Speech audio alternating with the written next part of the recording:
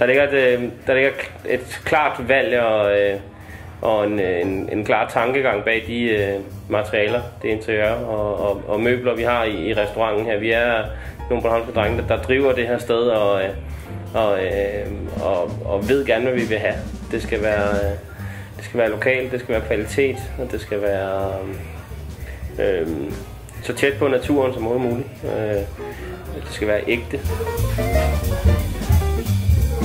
Grunden til, at vi har valgt Dali som leverandør på højtaleren til vores restaurant, var egentlig meget simpel. Igennem Hi-Fi-klubben, hvor vi tog kontakt til og blev vist rundt. Når vi så møder en producent som Dali og hører om historien, dansk produceret kvalitet, så var der ikke så meget tvivl om hvad det skulle være. Det er vores tilgang til design og til det lokale og kvalitetsproduceret. Der synes vi, at det er en ting, der går godt at spille med det, vi laver. Vi er sindssygt tilfredse med systemet og med lyden derfra. Det er nemt at håndtere, og det giver en fantastisk stemning, når der ellers kunne være lidt stille i restauranten. Så kan vi løfte stemningen med lidt lyd eller lidt dejlig musik. Køkkenet kan i løbet af dagen gå her høj musik derude, og faktisk også mens der er gæster, høre musik i køkkenet, uden det bliver hørt i restauranten. Så god lyd, og måden det bliver spillet på, gør simpelthen, at vi også, mens der sidder gæster i restauranten ude bagved i køkkenet, kan høre musik. Perioden, når vi har musik tændt i restauranten, er typisk i de stille perioder på aftenen eller i frokosten. Det er typisk, hvis der kun sidder 10-15 gæster i restauranten, så sætter vi gerne musik på, for ligesom at føle, at den der lidt pinlige, tomme,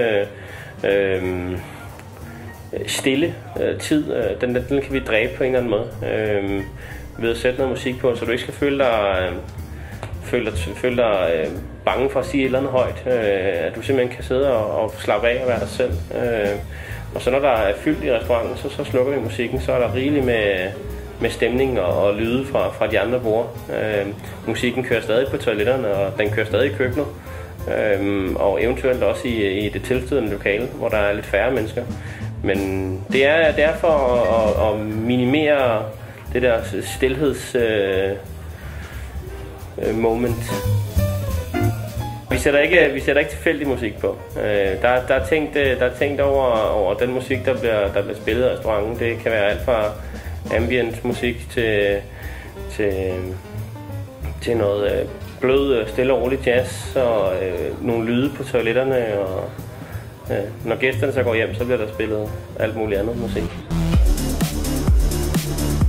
Der er rigtig, rigtig mange, der vil kunne lære af god lyd. Og ikke bare sætte et eller andet lyd på, som måske forvirrer mere, end det gør godt. Man skal tænke på lyden som noget, der kan få stemningen til at gå op i en højere enhed. Altså noget, der kan løfte en hel oplevelse. Det er meget i Norden med det her med helhedsoplevelsen, når man går ud og spiser på restaurant. Og der er der nogle fantastiske eksempler her i København. Altså Geranium, Noma og sikkert også mange andre steder, som gør, at den her helhedsoplevelse simpelthen bare føles som sådan et madteater, man sidder i. Og der har lyden en sindssygt stor rolle. Og det har vi fundet ud af her, og det vil vi gøre alt for at blive bedre til at arbejde med.